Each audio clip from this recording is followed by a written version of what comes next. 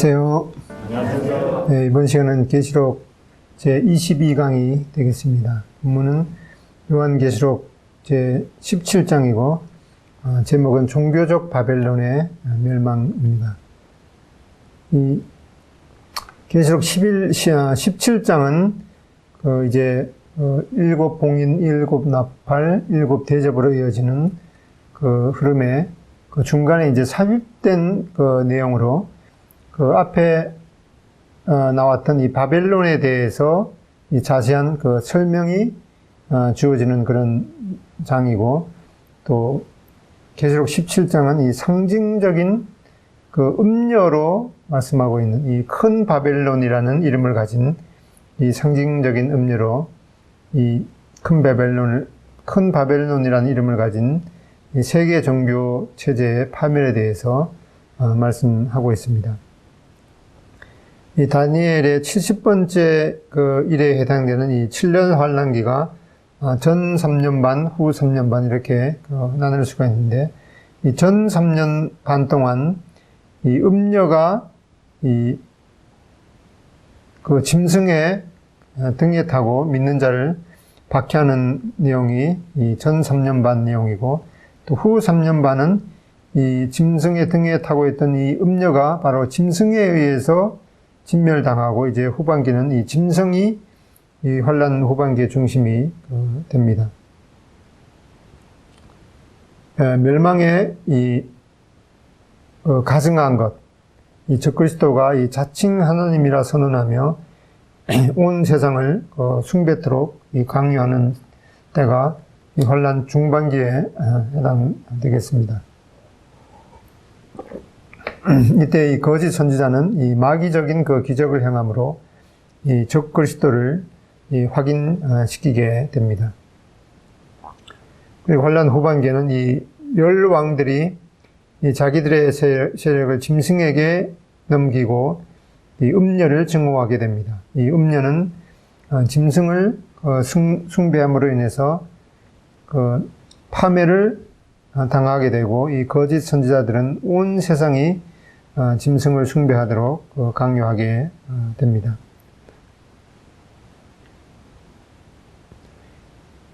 이 배단 그 종교계는 이 대환란 초기에 이 적그리스도에 의해서 세워진 이 거짓 종교 조직에 규합하게 되는데, 이 음녀로 일컫는 이 부패한 종교 조직이 이 믿는 자를 핍박하게 됩니다. 처음에 이 환란 전반기에 이 조직은 이 사탄을 숭배하면서 처음에는 이 짐승을 타고 있지만은 환란 중간기에 바로 그 짐승, 이 적그리스도를 통해서 이 파멸하게 되는 내용입니다. 이 계시록 전체에서 이 크게 이 네 부분의 삽입부가 있었는데, 6번째 봉인과 7봉인 사이에 이 삽입부가 있었습니다. 그리고 두 번째 삽입부가 6번째 나팔과 7번째 나팔 사이에 있었습니다. 그리고 이 세 번째 삽입부가 7대접 심판이 시작되기 전에 있었고, 이제 보게 되는 이 네 번째 삽입부가 그 7대접 그 심판 후에 이 17장과 17장 1절에서 19장 17절까지 이 네 번째 그 삽입부가 나옵니다. 거기에는 이제 이 종교적 세력인 음녀와 또 정치 경제적인 세력인 이 바벨론, 그리고 이 할렐루야 합창과 이 어린 양의 이 혼인잔치가 이어지는 그런 내용이 나오게 됩니다. 이 앞에서 이 바벨론에 대해서 미리 언급한 이 바벨론의 멸망을 언급한 이 두 구절을 비교해 볼 수가 있는데, 계시록 14장 8절에 보면은 또 다른 천사, 곧 둘째가 그 뒤를 따라 말하되 무너졌도다 무너졌도다 큰 성 바벨론이여 모든 나라에게 그의 음행으로 말미암아 진노의 포도주를 먹이던 자로다 하더라. 여기에 이 14장 8절에서는 이 바벨론의 이 멸망의 사실과 그 시기가 제시되어 있는 반면에 이제 17장에서는 그 음녀로 표현된 바벨론의 이 자세한 정체와 또 그 짐승에 의해서 최종적으로 파멸되는 내용이 나옵니다. 이제 후에 살펴볼 이 계시록 17장 7절에 보면은 이 바벨론에 대해서 비밀이라고 이렇게 말씀하셨는데, 이 큰 바벨론, 땅의 음녀들과 가증한 것들의 음이라고 기록되는 것은 여기에 대해서 이제 비밀이라고 이렇게 말씀하셨는데, 이것은 이 바벨론의 해석에 있어서 이 신중한 접근이 필요함을 일깨워줍니다. 환란 전반기에 이 온갖 만행을 자행하게 되는 이 거짓 종교 체제, 즉 이 바벨론은 이 환란 중간에 그 짐승의 우상을 성전 안에 들여놓게 되는 시점으로 그 종말을 맞게 됩니다. 또 다른 이 바벨론의 멸망에 대해서 언급한 구절이 앞에서 계시록 16장 19절에 있는데, 여기에 큰 성이 세 갈래로 갈라지고 만국의 성들도 무너지니 큰 성 바벨론이 하나님 앞에 기억하신 바 되어 그의 맹렬한 진노의 포도주 잔을 받으며, 여기에서는 이제 16장 9절에 이 바벨론 성의 그 심판에 대해서 말씀하고 있는데, 이것은 이 계시록 18장에서 하나님에 의해서 직접 이 바벨론 이 성이 무너지는 것이 수행되고, 이 음녀를 멸망시킨 그 왕들이 이 바벨론 성의 멸망을 보면서 애곡하게 되는 내용이 이제 18장에서 살펴보게 됩니다. 여기에 이 큰 성 바벨론은 이 마지막 때에 이 유브라데 강변에 있는 옛날 그 바벨론 자리에 이 바벨론 성이 구체적으로 재건되어서 장차 세계 제국의 정치 또 경제 중심지가 될 것으로 여겨지고, 결국 하나님의 맹렬한 진노의 심판을 받게 됩니다. 이 짐승의 보좌가 되는 이 큰 바벨론에 대한 심판은 이 계시록 18장에서 또 자세히 언급되고 있습니다. 바벨론이 지니는 그 양면성에 대해서 살펴보면은, 이 바벨론이라는 이름은 창세기 그 10장 10절에서 이 니므롯이 세운 그 성에 기원을 두고 있습니다. 창세기 10장 10절에 보면은 그의 나라는, 여기 이제 니므롯이죠. 니므롯의 나라는 시날 땅의 바벨과 에렉과 악갓과 갈레에서 시작되었으며, 이렇게 말씀하고 있는데, 또 이 창세기 11장 5절에 보면은 하나님 여호와께서 사람들이 건설하는 그 성읍과 탑을 보려고 내려오셨더라. 여기 바벨론에 대해서 이 성읍이라고 이렇게 말씀하고 또 탑이라고 이렇게 말씀했는데, 이 성읍이라는 것은 이 정치적이며 또 상업적인 그 측면을 말씀하고 있고, 이 탑은 이 종교적인 측면을 말씀하고 있습니다. 예레미야 51장 13절에 보면 이 바벨론에 대해서 말씀하기를, 많은 물가에 살면서 재물이 많은 자여, 내 재물의 한계 곧 내 끝이 왔도다. 여기에 그 바벨론에 대해서 말씀하기를, 이 많은 물은 이 역사적으로 이 유브라데 강변에 자리 잡은 이 바벨론의 그 신분의 그 표시였던 것을 보게 됩니다. 이제 계시록 그 17장에 이 음녀가 받을 그 심판에 대해서 말씀하고 있는데, 17장 1절에 또 7 대접을 가진 7 천사 중 하나가 와서 내게 말하여 이르되, 이리로 오라. 많은 물 위에 앉은 큰 음녀가 받을 심판을 내게 보이리라. 이렇게 말씀하고 있는데, 이 많은 이 바닷물이죠. 많은 물 위에 앉은 큰 이 음녀는 바로 이 세계 열국 위에 군림하게 될 이 배도한 이 종교 이 조직임을 알 수가 있고, 또 17장 이제 15절에 가보면은 이 또 천사가 내게 말하되, 내가 본 바 음녀가 앉아 있는 물은 물은 백성과 무리와 열국과 이 방언들이라. 이렇게 이 세계 열국 위에 이 군림하게 될 내용을 말씀해 주고 있습니다. 우리가 이런 것을 보게 될 때 이 하나님을 흉내내려는 사단의 끊임없는 그런 시도들을 보게 됩니다. 계시록 17장과 이 18장에 이 큰 음녀에 대해서 말씀하고 있고, 또 바벨론에 대해서 말씀하고 있고, 또 땅의 왕들을 다스리는 큰 성에 대해서 말씀하고 있는데, 이제 이러한 그 큰 음녀 또 바벨론, 이 땅의 왕들을 다스리는 큰 성이 이제 하나님의 심판을 받아서 이 멸망하고 난 후에 계시록 21장에 이 정결한 신부, 또 하늘에서 내려오는 새 예루살렘, 또 하나님의 도성에 대해서 이렇게 말씀하고 있습니다. 이 여기에 음녀에 대해서 이렇게 말씀하고 있는데, 이 하나님의 말씀을 벗어난 모든 종교 행위는 이 영적인 간음인 것을 보게 됩니다. 이사야서 1장 21절에도 보면은 신실하던 성읍이 어찌하여 이 창기가 되었는고, 이 하나님만 섬겨야 되는 그런 이스라엘 민족이 우상 숭배를 하게 될 때 이렇게 이 창기라고 말씀하고 있습니다.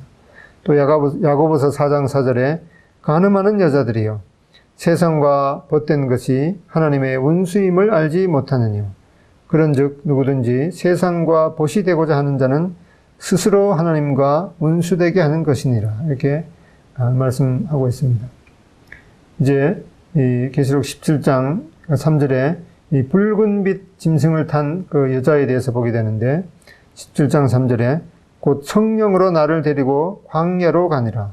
내가 보니 여자가 붉은 빛 짐승을 탔는데 그 짐승의 몸에 하나님을 모독하는 이름들이 가득하고 7머리와 10뿔이 있으며, 여기에 이 배도한 이 종교 조직인 음녀가 이 사단의 힘을 받은 정치 권력의 지원을 받게 되는 것을 보게 됩니다. 손에는 이 포도주 잔을 들고 있는데, 여기에 가증한 물건과 이 음행의 더러운 것들이 담겨 있다고 말씀하고 있습니다. 여기에 이 붉은 짐승은 앞에서 살펴봤던 계시록 13장의 이 부활 로마 제국 또는 그 지도자인 이 적그리스도를 의미하고 있습니다. 또 10뿔은 또 10왕이라고 이렇게 말씀하고, 7머리는 바로 이 부활 로마 제국의 이 통치자를 말씀하고 있습니다. 또 17장 4절에 그 여자는 자줏빛과 붉은빛 옷을 입고 금과 보석과 진주로 꾸미고 손에 금잔을 가졌는데 가증한 물건과 그의 음행에 더러운 것들이 가득하더라. 이렇게 이 진리를 가장한 거짓 종교의 이 장식물을 보게 됩니다. 손에 이 금잔을 들고 있고, 또 머리와 이 손에 금과 은과 보석과 진주로 이렇게 꾸미고 있고, 이 자줏빛과 붉은빛 옷을 입고 있다고 말씀하고 있는데, 이 음녀가 이 왕족 행세를 하게 되는 것을 보게 됩니다. 그리고 17장 5절에 그의 이마에 이름이 기록되었으니 비밀이라, 큰 바벨론이라, 땅의 음녀들과 가증한 것들의 엄이라 하였더라. 여기에 그 NASB 영어 성경에는 이 비밀이라는 그 단어를 그 뒤에 있는 이름과 이렇게 구분해서 사용하고 있는데, 그렇게 해서 이마에는 이 큰 바벨론이라, 땅의 음녀들과 가증한 것들의 엄이라, 이렇게 말씀하는 것이, 이것이 바로 비밀이라는 것을 우리가 알 수가 있습니다. 그렇게 해서 이 바벨론에 대한 해석은 이 비밀이라고 기록한 대로 이 본문에서는 이 상징적으로 해석해야 됨을 보여주고 있습니다. 그리고 이제 뒤에서 있게 되는 이 큰 성이라고 이렇게 말씀하는 큰 성, 이 바벨론으로 기록되면은 이것은 문자적인, 이 실제적인 그 성으로 해석하는 것이 올바르겠습니다.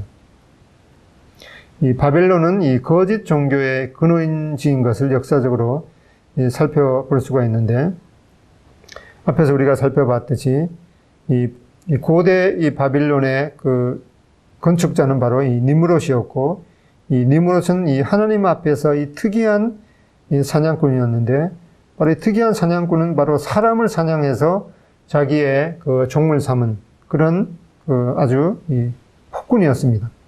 이 니므롯이 바로 이 바벨탑 건립의 주모자였습니다. 그리고 그들이 섬기는 그 우상들에 보면은 이 바벨론 사제들이 이 물고기 신을 그 숭배해서 이렇게 물고기 모양의 모자를 이렇게 쓰고 있는 것을 또 보게 됩니다. 그리고 이 바벨론 여신 이 세미라미스가 이 품속에 이 니무롯을 이렇게 품고 있는 그런 조각상도 보게 됩니다.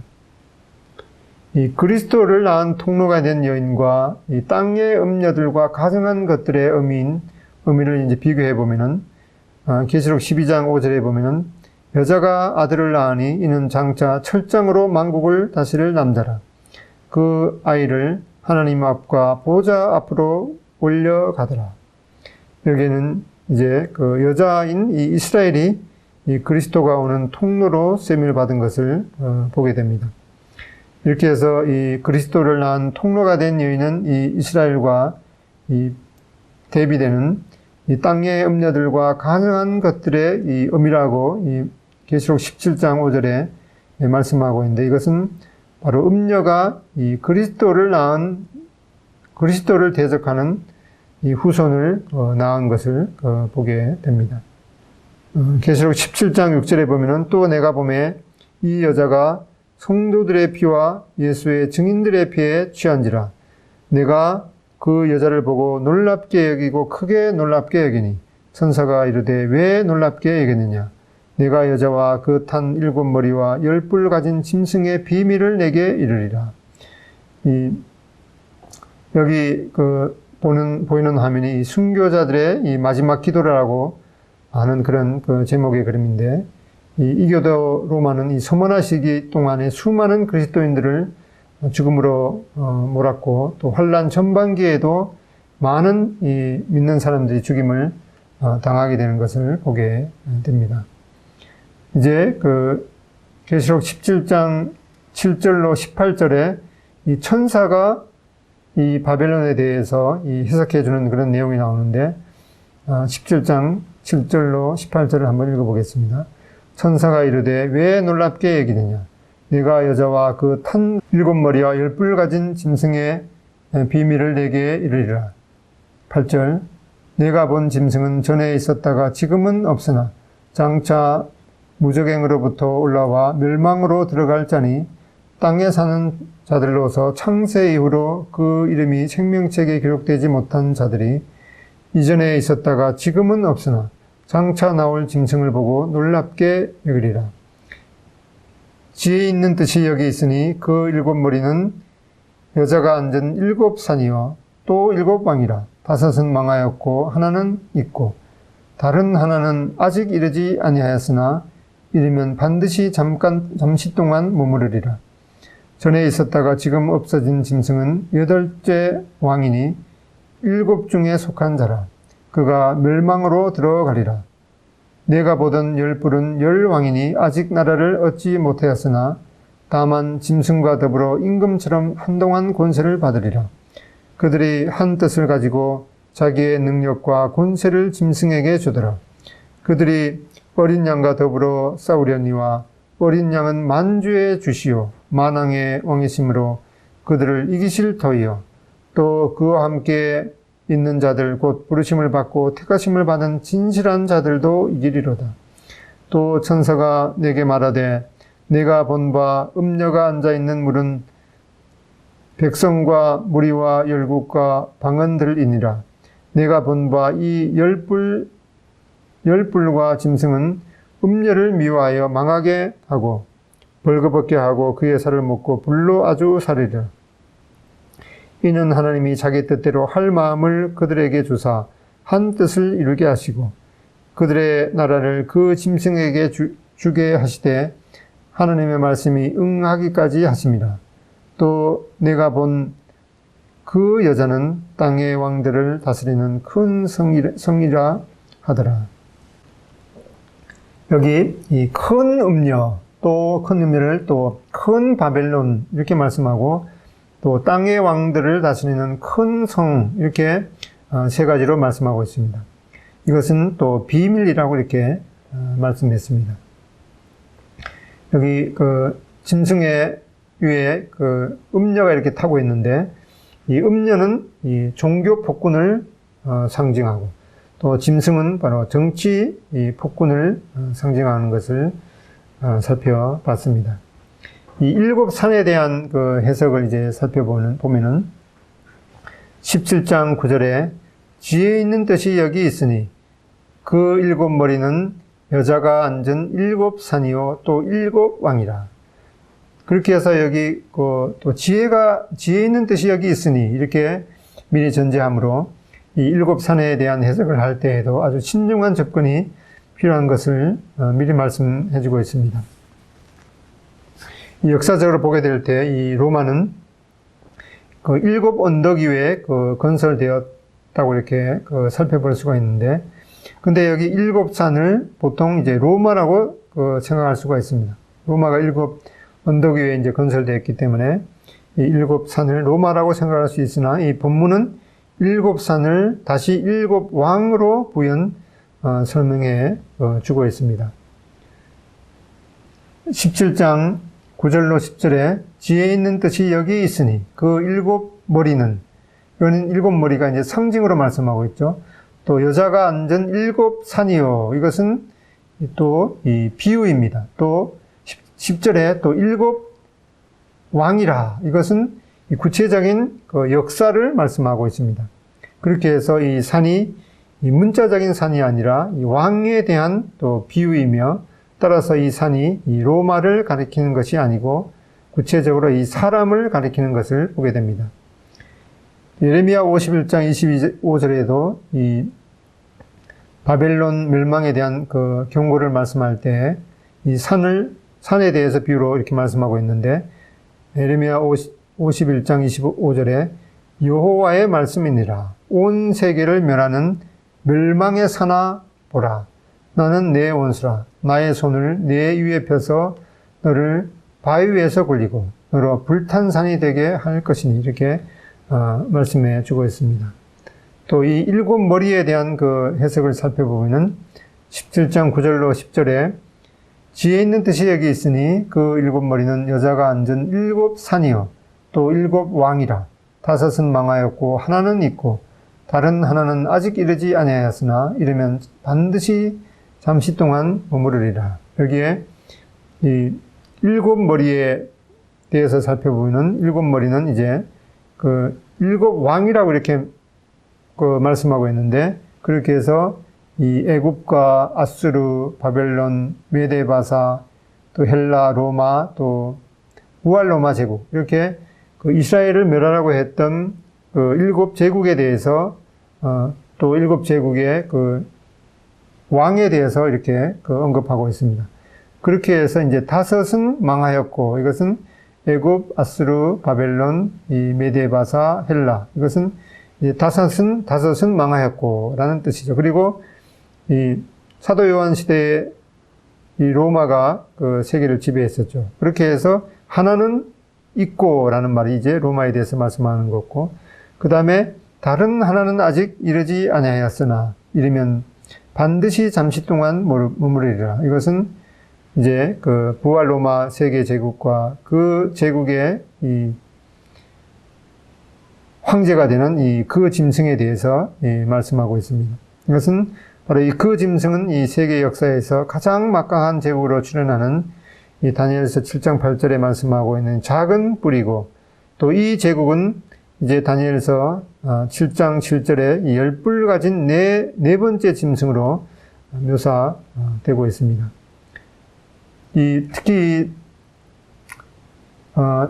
계시록 17장에 대한 이 해석은 아주 성경에서 해석하기 아주 어려운 그런 구절 중에 하나인데, 이 짐승의 이상한 역사에 대해서 계시록 17장 8절과 11절에 말씀하고 있는데, 내가 본 짐승은 전에 있었다가 지금은 없으나 장차 이 무조갱으로부터 올라와 멸망으로 들어갈 자니, 또 11절에 전에 있었다가 지금 없어진 짐승은 8째 왕이니 7 중에 속한 자라. 그가 멸망으로 들어가리라. 이렇게 이 8절 상반절과 8절 하반절, 또 11절에 이 짐승의 역사에 대해서 과거, 현재, 미래, 또 최종 운명에 대해서 이렇게 네 부분을 이렇게 말씀하고 있는데, 이 8절 상반절에 보면은 이 과거에 전에 있었다가, 또 현재, 지금은 없으나, 미래는 장차 무저갱으로부터 올라오게 되고, 또 최종 운명은 멸망으로 들어가게 된다. 이렇게 말씀하고 있고, 8절 하반절에 이 말씀을 다시 반복하면서 과거, 전에 있었다가 또 지금은 없으나 장차 나타나게 될 것이다. 또 11절에는 이 전에 있었다가 또 지금은 없어지고 또 최종 운명에 대해서 그가 멸망으로 들어가리라 이렇게 말씀하고 있습니다. 특히 여기에 이 구절을 해석하는 데 있어서 이 현재를 어느 시점으로 보느냐 이렇게 보는 것이 참 중요한데 여기에서 현재는 이 환란의 중간 시점에서 이 돌아본 내용을 말씀하고 있는 것으로 보게 됩니다. 그렇게 해서 이 짐승, 즉 세계 제국의 지도자가 이 환란 중간점에 치명상을 입고 현장에서 사라진 그 순간으로 이해하는 것이 이 말씀을 해석하는 중요한 열쇠가 있습니다. 그렇게 해서 전에 있었다가 이 말씀은 이 환란 중간 시점에서 돌아보게 될 때 세계 무대에서 처음으로 출연한 이 13장 1절의 시기인 것을 보게 됩니다. 그리고 지금은 없어진 이것은 이 극적인 암살과 또 그로 인해서 잠시 사라진 이 상태를 말씀하고 있습니다.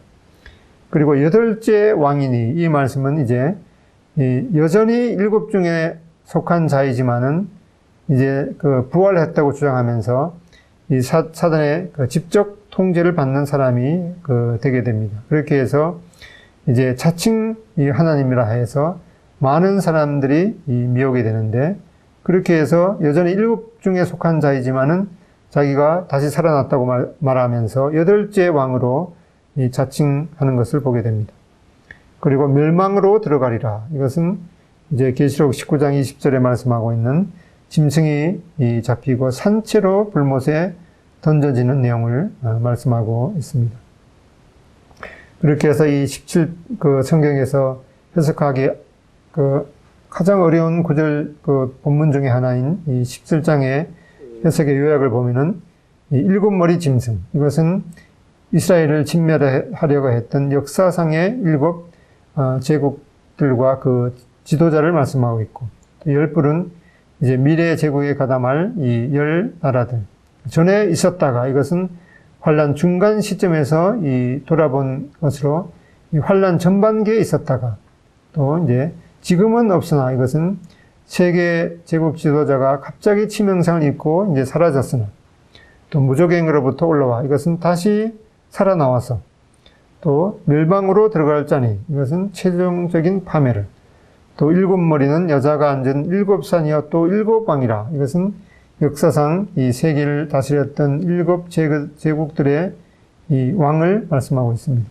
그리고 5은 망하였고 이것은 애굽에서부터 헬라까지 이 5 제국은 사라졌고 또 하나는 있고 이것은 이 말씀 기록할 당시에 있던 이 로마 제국이 있는 것을 말씀하고 있고 다른 하나는 아직 이르지 아니하였으나 이것은 교회 시대 이후에 장차 나타날 이 세계 제국을 말씀하고 있습니다.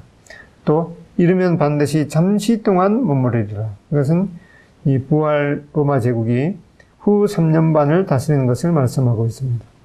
또 전에 있었다가 지금은 없어진 이것은 앞에 8절에 있는 것을 반복하는 것으로 이 환란 전반기에 있었다가 또 8번째 왕이니 이것은 다시 살아났다고 주장하며 이 8번째로 이 신흥 로마 제국을 장악하고 통치할 인물을 말씀하고 있습니다.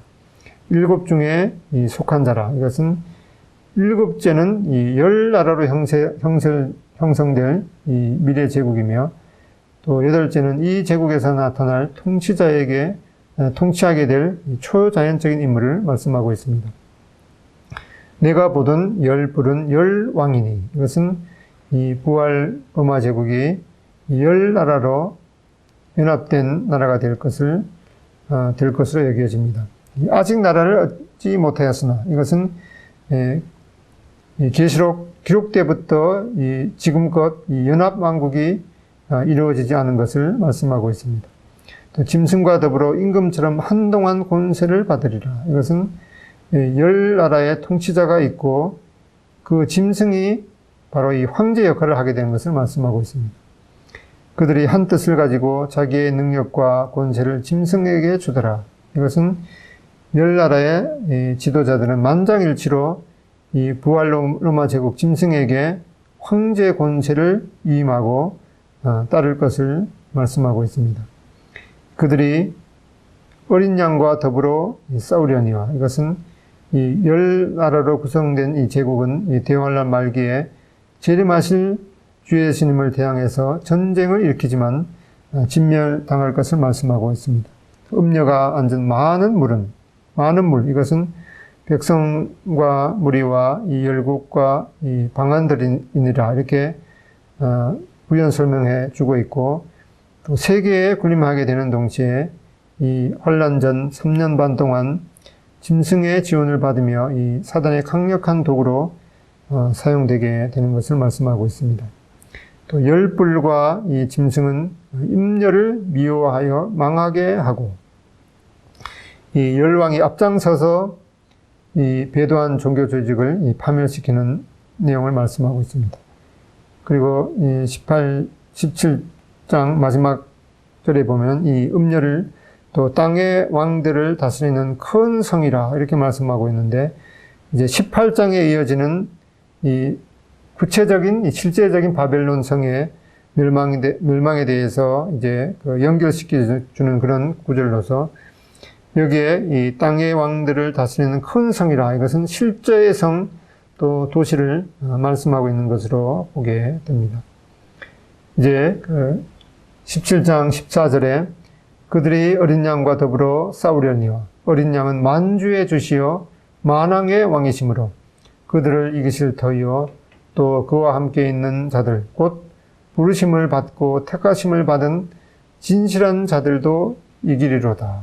여기에 이제 우리가 계시록 19장 14절에 가보면은 예수님이 재림하실 때 이 하늘 군대와 함께 오신다고 말씀하고 있는데, 그때 이 하늘 군대가 누구인지 여기에 미리 또 언급해 주고 있습니다.